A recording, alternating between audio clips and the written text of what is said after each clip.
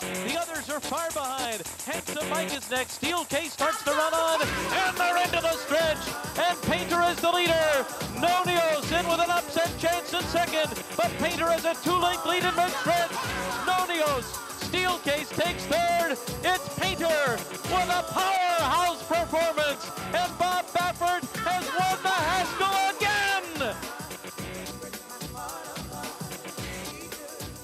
Impressive performance there. He does have the power. Painter coming home in the Haskell. That was the last time we saw him on the racetrack.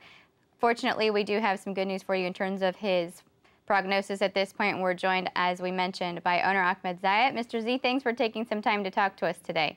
Good morning. Good morning. So for the folks that may not have been updated on the entire process that we've had here, tell us just sort of a brief timeline. He fell ill following the Haskell, the performance we just showed here in the replay, and where are we at this point?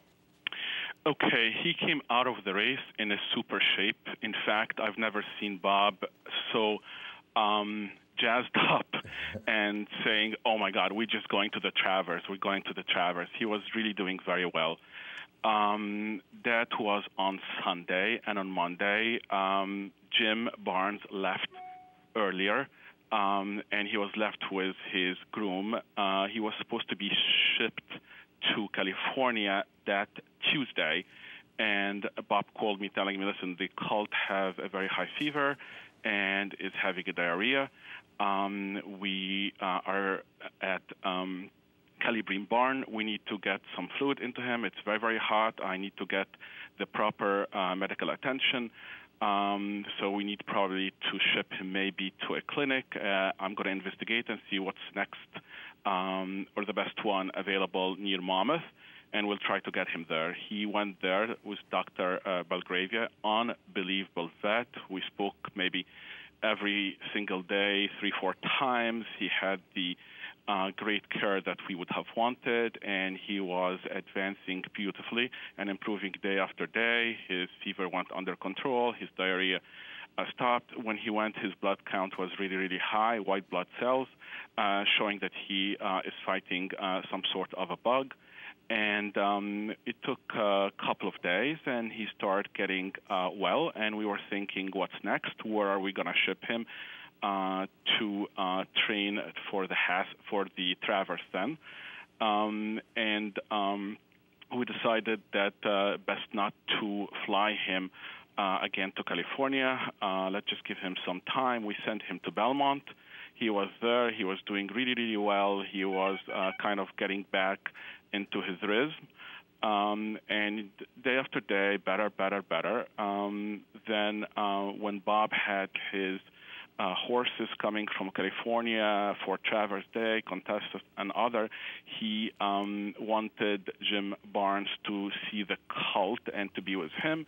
So he shipped him from Belmont to Saratoga to go there and, to start light training and to get him back to travel and to fly to California with the horses he had there. And Jim saw him, and he was happy with him, and he was doing everything right. He was totally cured, no fever, no diarrhea, no symptoms of anything, just a horse coming back a little light.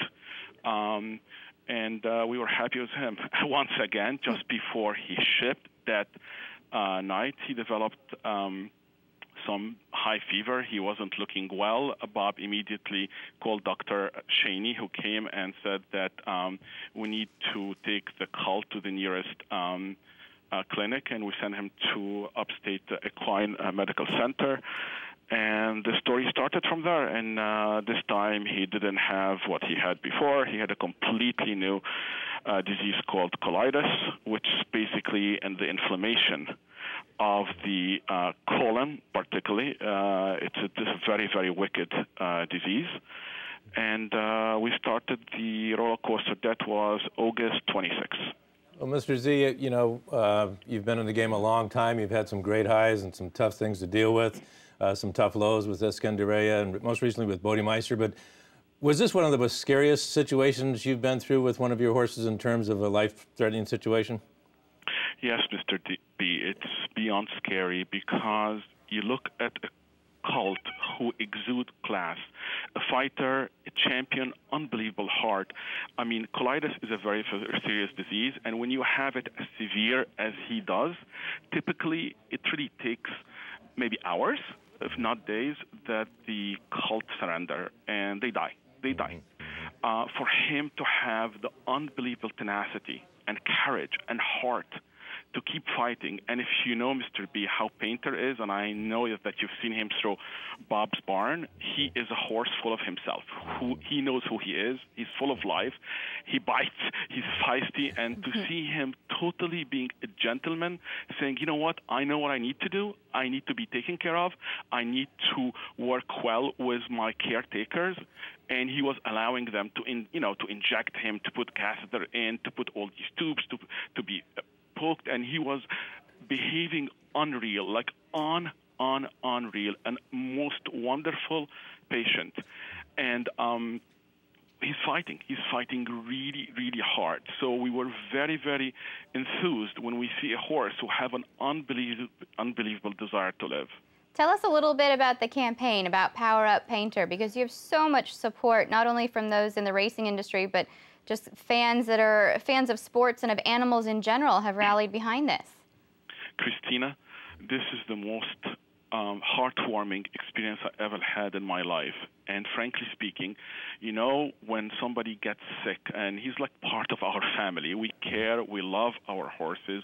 He has been unbelievably good for us. And when you feel that others really, really care about him, you have no idea the amount of literature I got, the amount of cards, the amount of flower, the amount of love that he receives. This is being an unbelievable sort of support for Laura, who's vet, who sleeps literally by his barn, and others. And you know, you find the fans that surrounded Barbara coming in and being so supportive. It's beautiful. It brings the best of us in racing. All of us come together and root together and hoping for the best. It has been an unbelievable emotional roller coaster. To start with, I'm an emotional person, but my mood has been, you know, unreal. Sleepless night, but we are very hopeful. I'm very encouraged. We are not giving up, but it's a very, very, very fine balanced line. You don't want to abuse the kindness and the grace that this horse wants. We want to help him to fight, but there is a point where you don't want him to come and feel that he's being abused just to keep him going. But he's showing us a lot of sign that he is actually have a chance to beat. I feel very comfortable about his laminitis because it is really a mild, or even practically you can't see it, because laminitis, as Dr. Bramlage has explained to me, is a separation of the lamina, and he have no separation, he have no rotation, he have no pulse. He have taken care of himself. Once it started the onset of it, he gave us a hint, hey, I'm sore on my feet, and we immediately jumped and it Fly the best expert from Kentucky. He came and put some casts on him, and his feet look wonderful. He's walking, he's comfortable, he gave outside. So I feel that that would have been the most fearful one for us, but to have both of them and try to fight them is kind of tough. Right. He have improved significantly before, but this week have been very tough on him because the beginning of fever again. But we started a new remedy and medication 2 days ago that is a very, very powerful antibiotic.